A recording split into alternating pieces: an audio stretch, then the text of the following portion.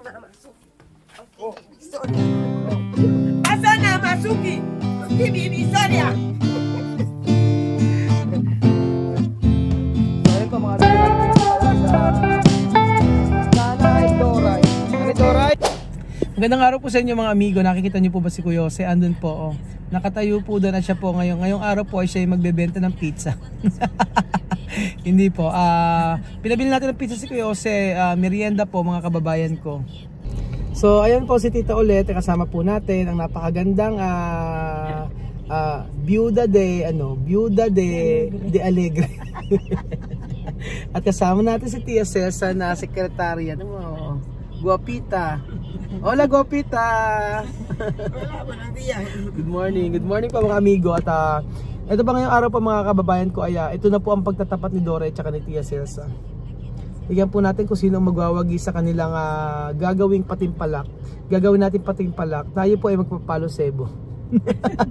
Palo sebo. Hindi.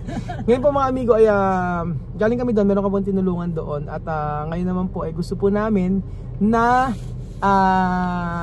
puntahan si Lola Doray, si Nanay Doray, kasi nga po meron akong balita sa kanya. Meron akong balita sa kanya sasabihin. So mamalingin mamaya nila Chamame. Tapos naisipan ko isama na sila. Yun po mga kababayan ko, meron akong balita kay Nanay Doray. At tingnan natin kung ano kanya magiging reaction. Pero sama na natin si Tia Cesa. So, ayun po, antayin po natin si Kuya Jose. Magdala tayo merienda. At gutom na ang lahat. So, Tita ulit, kamusta ang buhay mo bilang isang asindera? At Tita ulit. Tita ulit, parang pumayat na ako, no? Parang pumayat na ako. Hindi ba? Ano ba yan? Hindi mo napapansin ang pagpayat ko? Hindi nga, dapat hindi. Baka mamaya, kahit payat ka, tapos baka pag nagpa-blood test ka, may cholesterol ka pa rin. Kasi sa pagkain din. Alam mo, doktora, sige po, ako po ay susunod. Dapat talaga. Susundin mo rin yung mga dapat kainin. Pero Tita ulit, talagang yung rice talaga ang nagpapataas ng sugar talaga. Yun ang totoo. Kaya in-stop ko na muna. Pero masaya naman ako dahil feeling ko pumapayat ako kasi wala na akong dito. Wala na ba? Si Tita ulit hindi siya malakas kumain. Pero nag-rice Tita ulit, kailan mo kami pagluluto ng kare-kare? Ako namimiss ko na ang kare-kare. Pagluto mo na kami ng kare-kare. Ayan po, nandito na po si Kuya Jose. Ayan po mga amigo, mamimit na po ni Tia Cesa, si Doray at saka si Jose. Ay, namit mo na pala Jose yun, ano? Belgian. Si Belgian pala. Belgian mamimit mo si Nanay Doray. Ang lolang napakaganda. Parang si Tita ulit. Ibang ganda ni Tita ulit. Para siyang para kang bulaklak na kamya. Nakuluntoy. Nakuluntoy. Hindi alam siya mamaya pupuntahan natin. Dama sa sekretarya. Sekretarya Matinga. Naka-LL. Ayun. May aso O, Chamame. Kausapin mo ang Ola. Sa'yo mo Ola, Chamame. Ayan, Kunan mo kami kasi paano. So ayan po mga amigo. So, huwag ka malagat ha. Wala kayo pang injection. Maraming pa injection, mahal ang pa injection. Makikiraan po. Dito. Nakalimutan mo na dito ulit, 10 beses tayong bumabalik-balik dito. Ay, ibang way na naman to. Ibang way na naman pala to. Ibang highway to. Oo. Medyo may kalabasa, Alam mo na. May serpentina dito. Ang taas. Nako, mas mataas dito. Ay, pa si Aling Doray, Aling Doray. Aling Doray. Magandang araw po. Hindi, maiksi lang yan. Tita ulit, mag-ingat ka ha, nakadalawa ka na. Nakadala ka na ate? Oo, nakadalawang bagsak na po, Nanay Doray. Ay, ayun pala diretso. Sonia. Asa na Masuki? Bibi Sonia. So ayun pa mga amigo, nandito na po tayo kila Nanay Doray. Nanay Doray, kumusta? Ayan, Nanay Doray. Parang blooming ka ngayon, Nanay Doray. Aha, ay.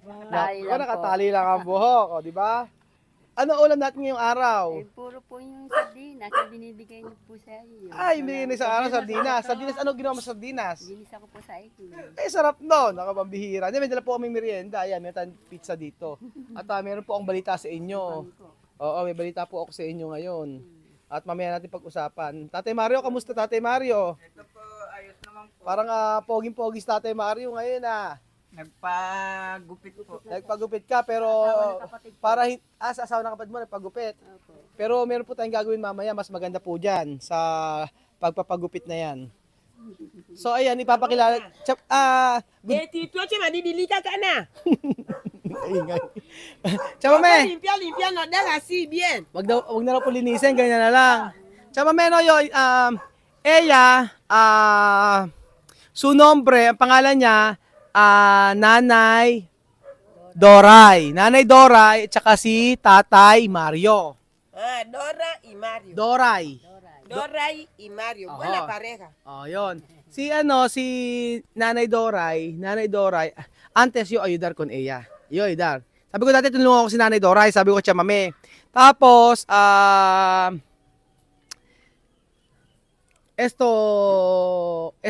suka sa esto. Cuando río mucho lluvia, esto todo gastar. Oh. Sabi ko, dito yung bahay nila kapag ka umuulan, at saka, hindi ganito, Belgium. Pagka umuulan, tapos na-wash out yung bahay nila, doon sila sa kabila. Sa may doon sila Belgium natutulog sa may kanto. Oo, kaya, nung nakaraan, pagka na-wash out daw itong bahay nila, ayun nga. Ano po kami ng munisipyo? Sa munisipyo kayo natutulog? Kumusta ang, nagtinda po ba kayo ngayon? Wala po akong pambili ng sibuyas, bechin. Wala kang pambili. Bakit? Nag-isa po ako eh. Nag-isa ka ngayon? Opo. Pero nagtinda ka ngayon? Opo. Nagtinda ka rin ngayon? Bekaina, nagtinda pala kayo ngayon. Ano? Araw-araw. Pagkala po pambiling sibuyas at saka bechin, saka yung... Anong oras kayo start magbenta? Misa, 7:30, umuwi na ako. Aga nyo nakauwi Opay, konti lang po yun. Konti lang ang tinda. Ayun nga, kapag Nanay Doray, kapag nagtanim na kayo doon sa may bukid, syempre, hindi naman din araw-araw na magtatanim kayo. Pagka gusto nyo lang.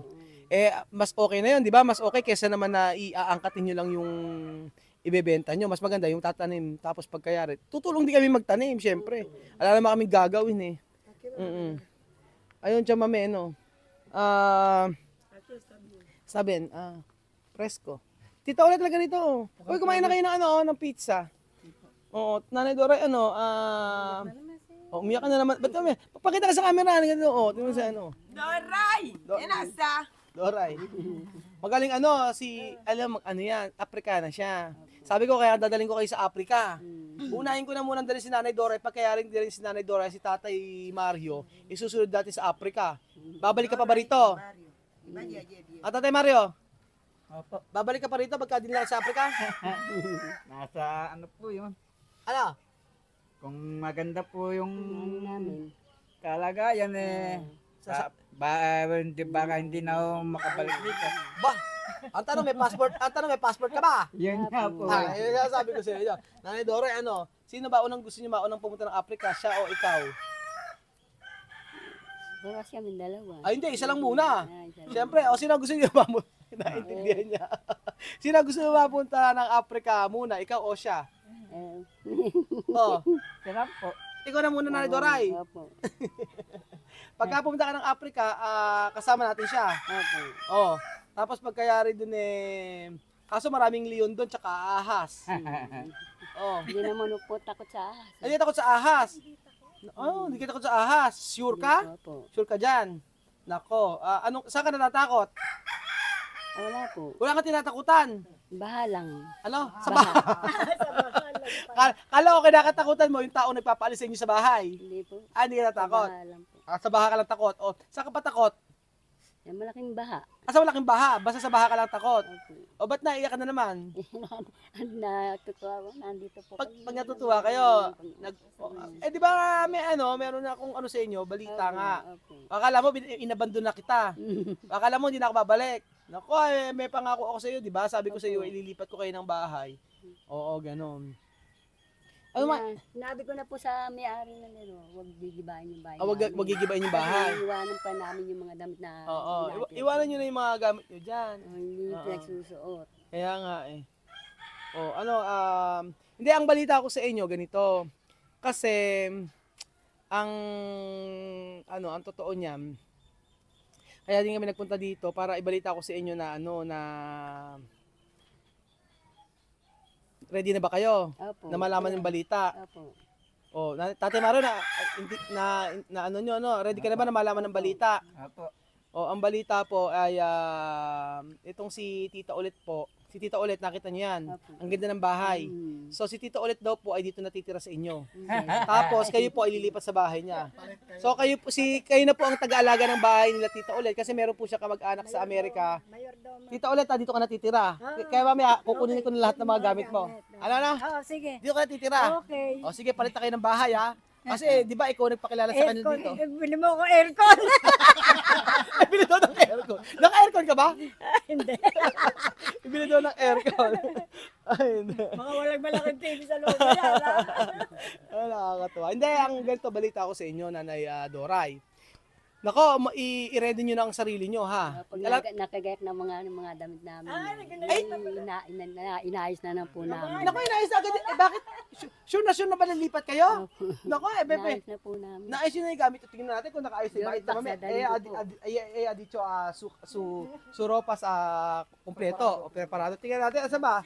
Ayun po yung Durobox dadali namin. Nako, eto na iba. Dalawang kahon na yun po. Nakaayos na pala yung gamit nila, o. Etong dadalo niyo yung Durabox. At saka dalawang Ay, iwanan po namin yung Dalawang kahon. iwanan yung dalawang kahon, yung Durabox ang dala-dala nyo. Aha. Diba? Tapos yung Durabox lang dala-dala nyo. Alam nyo, ang bango ng bahay nyo, Nanay Doray, amoy downy. Malinis sa bahay. Malinis. Mario. Mira suka sa olor bien, no? Como Sí, hola, downy. pequeñito, pero bien. Oo, ang bango ng anong bahay nila. Amoy downy yung loob ng bahay. Di ba? Damit ng apo ko. Aha, di ba? Chamame. Está bien. Tú ves, aña decente. Y cuando ya no dona, ve manga. Como? Bien, decente. Decente, no? No, guaguara, no. Ahora, chamame tu berbir aquí, ha? Sí, tu casa está bien. Sabi ko dito tutulog siya. Pequeñita, pero bien. Su habitación, su ¿Dónde tu cama, dormir? no hay problema. ¿Dónde tu dormir? Aquí. ¿Cómo va tu dormir aquí? Sabi ko dito matutulog si chamame. ¡Hala! Aquí está mi casa. No, su casa está bien, ¿no, Bill? Okay ba yan? Mira cómo huele, bien. Mabango nga, mabango yung bahay nila. No, yo tengo sábanas ahí, le voy a venir a dar mis sábanas aquí. Hasta ese colchón que esos niños no quieren dormir, lo vamos a traer aquí. ¡Mario! Mario! Ay, hinahanap mo si... Naku, Mario, Kuya Mario, hinahanap ka ni chamame. Ayaw ko na, Mario. Mario! Mario, ikaw lang daw! Ikaw lang daw! Tawag ka! Ako nagsaselo sa si ano? Bakit ka nagsaselo? Ako Sumugas celosa. nagsaselos! Tama, ako nagsaselos.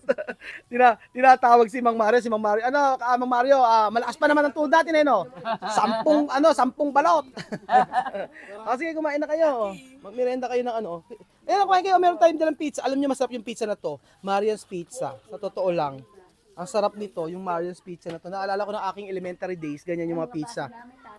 Kumain na kayo, nanay, ano? Opo, kahit walang tasa. Kumain na po kayo. Ako, ano magiging? Magugas ng si Tia Cesa. Maghuhugas ka doon. Magugas ng kamay.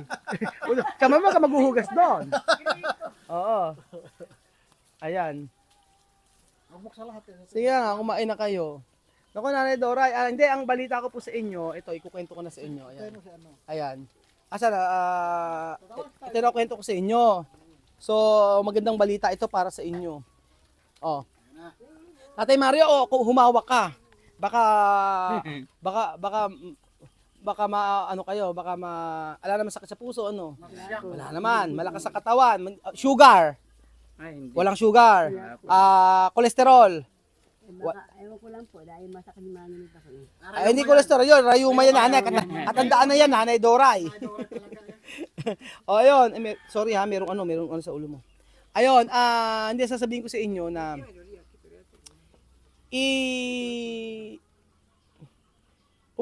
yung kapatid ko kasi ganito, pumayag naman na doon kayo mag-i-stay, ano? Yun nga lang, ipe-prepare pa yung titiran nyo. Gusto ko sana makita nyo rin, tapos pagkayari, pwede na kayo mag-start doon. Like, kung gusto nyo magdamo-damo, para maging busy din kayo, o kung gusto nyo lang naman. Pero kung hindi naman, ipe-prepare natin lahat yun, tapos doon na kayo mag-i-stay. Ano ba ang gusto nyo? Tingnan nyo na agad. Opo. O, sige, gusto nyo tingnan na muna, ano? Oo, ganun. So, yun lang yung ano ko sa inyo, balita, na okay na yun sa kapatid ko. Pero yung sa kapatid ko kasi na pinagpaalam natin, ano yun, bali, doon kayo magtatanim. Pero yung titiran nyo ay sa isang kapatid ko yun, sa likod niya. Kasi para mas malapit kayo sa kanya. If ever man na hindi ko man sinasabi na mga ilangan kayo ng tulong sa kanya, madali nyo siyang matatakbuhan. Ganon. Ganon po. Ano, okay ba, Nanay Doray? Opo. Naintindihan niyo sinabi ko? Opo. O sige nga, pakiulit. Ulitin mo, Nanay Doray. O, ano sinabi ko? Magtatanim po kami sa likod, pero sa likod ng bahay. Doon kami patatayo ng bahay. Katabi niyo po yung kapatid niyo. Pero yung bahay na ipapatayo ko ay okay lang ba? Okay lang po. Ganito rin, okay ha? lang po, pwede na po. Ganito na rin papatayo ang bahay. Opo. Okay sa inyo? Opo.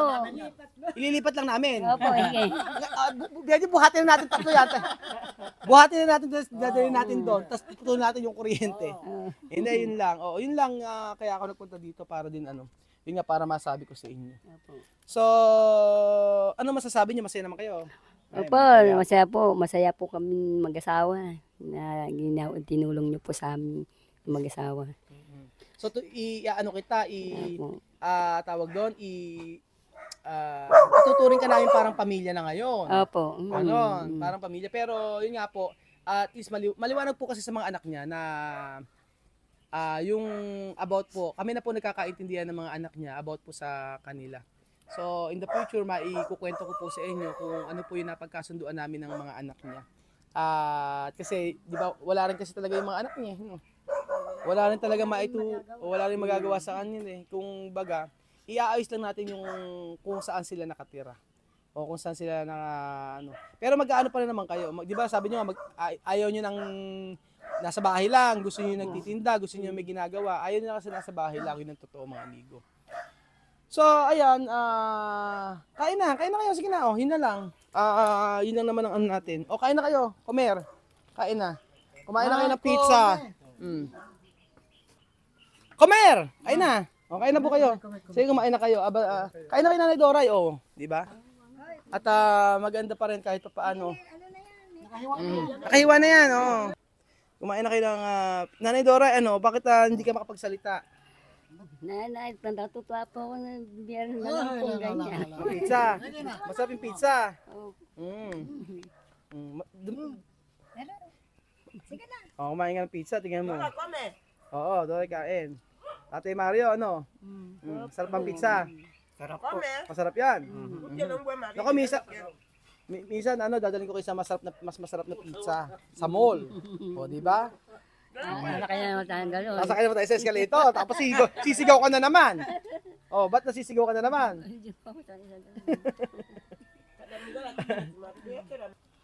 Salamat po Kuya Raul na magandang balita po na ginawa niyo po sa aming mag-asawa. Salamat po. Thank you po. Hindi ko po alam kung paano ko pagsasalamatan yung ginagawa niyo po sa amin.